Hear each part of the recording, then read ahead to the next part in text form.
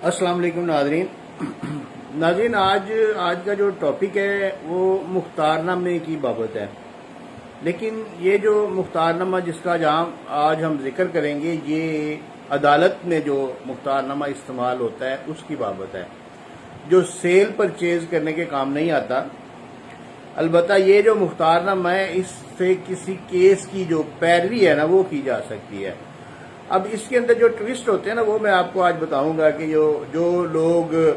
Fraudulent Zen के होते हैं, ज़ेन के मालिक होते हैं, जो 2 नंबरियां करने वाले लोग होते हैं, वो इनको किस तरीके से इस्तेमाल करते हैं।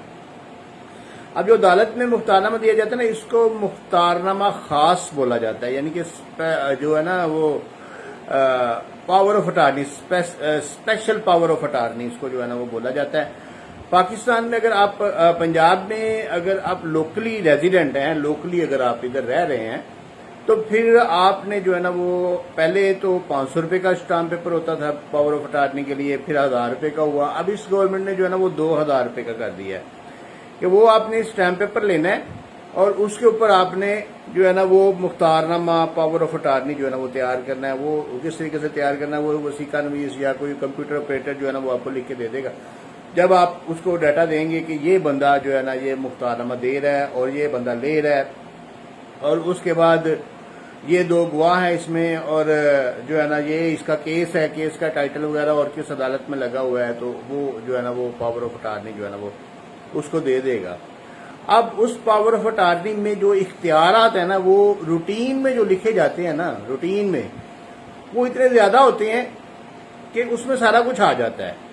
उसमें गो के सेल का या बेचने का इख्तियार नहीं दिया जाता। लेकिन बाज़ औक़ात ऐसे होता है कि जो तकमीले मुआहदा मुख्तस का जो दावा है ना, उसमें अगर कोई पावर ऑफ अटार्नी, डिफेंडेंट जो है वो पावर ऑफ अटार्नी के थ्रू पेश होता है और उसमें तस्लीमी बयान दे देता है, और उसमें जो वो पेमेंट जो बकाया है वो ले लेता है, या जो बकाया पेमेंट का इकरार कर लेता है उसमें कि मैंने ले ली हुई है या हमने वसूल कर ली हुई है, तो डिग्री होने के बाद वो प्रॉपर्टी ट्रांसफर हो जाती है। उसमें हालांकि सेल का इख्तियार नहीं दिया होता, लेकिन इसके बावजूद भी जो है ना वो प्रॉपर्टी ट्रांसफर हो जाती है। इस तरह डेक्लेरेटरी सूट जो है उसमें अगर डिफेंडेंट जो है ना वो थ्रू पावर ऑफ अटार्नी पेश होता है, तो हालांकि उसको सेल का इख्तियार या ट्रांसफर का इख्तियार नहीं दिया गया होता, लेकिन वो दावे की पैरवी की वजह से जो है ना वो प्रॉपर्टी सेल हो जाती है। उसके ये जो गुर है ना, ये जो तरीका है, ये इसको जो फ्रॉड करने वाले लोग हैं ना वो इस्तेमाल करते हैं। अब अगर यानी कि वो अगर स्पेशल पावर ऑफ अटार्नी आपके पास किसी का मौजूद है, तो आप उसकी प्रॉपर्टी को उसको रजिस्टर नहीं करवा सकते सब रजिस्ट्रार के पास, और उसके बाद उसको सेल नहीं कर सकते। लेकिन आप क्या करेंगे, आपने अगर आपके दिन में अगर कोई फ्रॉड है, आपके दिन में अगर 2 नंबरी है,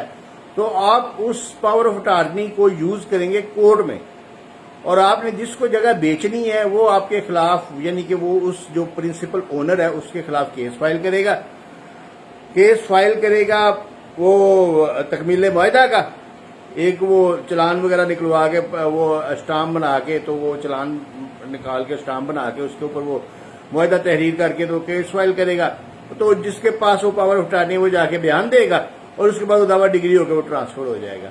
ये फ्रॉडुलेंट जो है ना ये ट्रांजैक्शन है। अब जो है ना हम देखते हैं कि पावर ऑफ अटार्नी जो है ना, इसके कॉन्सिक्वेंसेस क्या है। इसके कॉन्सिक्वेंसेस जो है ना, यानी कि इसके नुकसान ये है कि अगर आपने फैमिली कोर्ट में डिफेंडेंट की जगह पे, यानी कि मुद्दा की जगह पे या खामद की जगह पे आपने अपना पावर ऑफ अटार्नी दे दिया है, तो उसके बाद दावा आपके खिलाफ, यानी कि डिफेंडेंट के खिलाफ डिग्री हो जाता है, तो पावर ऑफ अटार्नी जो है ना वो उतने पैसों का जिम्मेदार होता है, वो उस डिग्री को सेटल करने का जिम्मेदार होता है। अगर वो दावा में थ्रू पावर ऑफ अटार्नी पेश होता है, तो फिर वो जो है ना वो उसको सेटल भी करेगा, और उसको जो है ना वो ये 2004 SCMR 1352 सुप्रीम कोर्ट का एक केस ला है जो ये क्लियर करता है कि अगर कोई बंदा थ्रू पावर ऑफ अटार्नी जो बना है वो किसी केस में पैरवी करता है, पेश होता है, और उस केस में शहादत भी करवाता है, उस केस में जो है ना वो जवाब दावा भी देता है, इसके अलावा भी दीगर चीजें जो है ना वो उसमें वो करता है, सारे काम करता है, उसको इख्तियारात दिए, जो जनरल इख्तियारात होते हैं वो दिए होते हैं कि ये जवाब दावा देगा, वकील मुकर्रर करेगा, अपील करेगा, दरखास्त देगा, दरखास्त का जवाब देगा, तस्फिया करेगा, सारा कुछ करेगा, ये इसको सारे इख्तियारात दिए होते हैं। تو اس لیے جس وقت آپ پاور آف اٹارنی لکھواتے ہیں اس وقت وہ اختیارات کا بغور جائزہ لیا کریں، کیونکہ یہ اتنے وسیع ان کے میننگ ہوتے ہیں، ان کے اتنے وسیع جو ہے نا معنی ہوتے ہیں کہ وہ مختار نامے کو مس یوز بڑی آسانی سے کیا جا سکتا ہے، اور جو پرنسپل اونر ہے، جو اصل بندہ ہے، اس کو پتہ بھی نہیں ہوتا، اور وہ جو مختار نامہ والا بندہ ہوتا ہے نا، جس کے پاس مختار خاص ہوتا ہے، مختار نامہ خاص ہوتا ہے، وہ اس کو مس یوز کر کے وہ اس کا سارے کیس کا ادھر ادھر کر دیتا ہے، اور بعد میں اگر اس کی کوئی پراپرٹی کا کیس ہے تو پراپرٹی بھی ادھر ادھر ہو جاتی ہے، اور بعد میں وہ بیچارہ دیکھتا رہتا ہے کہ یہ میں نے تو اس کو صرف کیس کی پیروی کرنے کے لیے دیا تھا، اور اس نے تو پراپرٹی ساری سیل بھی کر دی ہے، پراپرٹی آگے ٹرانسفر بھی کر دیا، وہ منتقل بھی کر دیا، تو پھر وہ اس کو وہ جو ہے نا اس کے در پہ ہوتا ہے۔ تو یہ جس وقت آپ پاور آف اٹارنی دیں تو اس کے اندر جو اختیارات لکھے ہوتے ہیں وہ دیکھیں کہ ایک تو کیس پراپر لکھا ہو کہ یہ فلاں کیس میں پیش ہو سکتا ہے، اور دوسرا جو ہے نا وہ لکھا ہو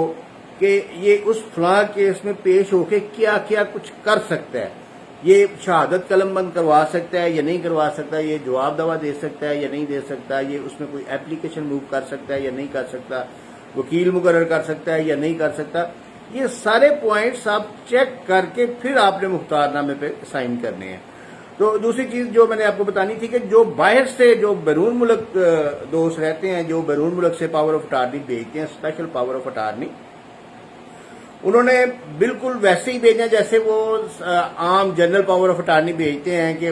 وہ اپنا پرنٹ نکالیں گے، ادھر سے ہم ان کو جو ہے نا وہ سارا تحریر کر کے بھیجتے ہیں کہ یہ آپ کا وہ پاسپورٹ نمبر اس کے اوپر مینشن ہوتا ہے، اس کا ایڈریس مینشن ہوتا ہے، جس بندے کو دے رہے ہیں اس کا I D card number mention ہوتا ہے، اس کا ایڈریس، اس کا نام پتہ سارا مینشن ہوتا ہے،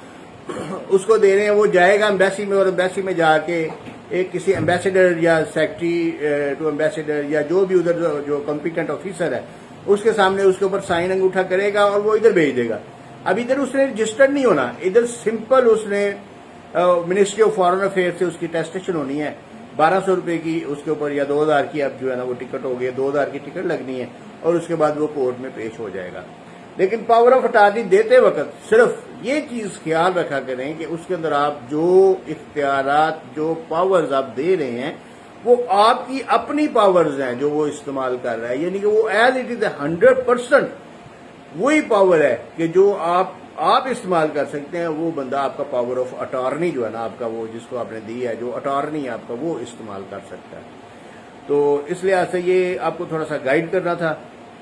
ایک ریکویسٹ آج آپ سے کرنی تھی کہ ویڈیوز کو نا جو شیئر ضرور کیا کریں، کیونکہ بہت سے لوگ کوشچن پوچھتے ہیں اور اس کوشچن پہ میں نے پہلے ویڈیو بنائی ہوتی ہے تو وہ شاید دیکھتے نہیں ہیں، اور پھر کوشچنز پہ کوشچنز پوچھنا شروع کر دیتے ہیں۔ تو خیر کوشچن پوچھنا تو اچھی بات ہے، وہ تو نالج میں اضافہ ہوتا ہے، میرے بھی نالج میں اضافہ ہوتا ہے، آپ لوگوں کے بھی، لیکن ویڈیو شیئر ضرور کیا کریں تاکہ لوگوں تک جو ہے نا اس کا جو ہے نا وہ پہنچے اور لوگوں کو پتہ چلے کہ کیا چیز ہوتی ہے۔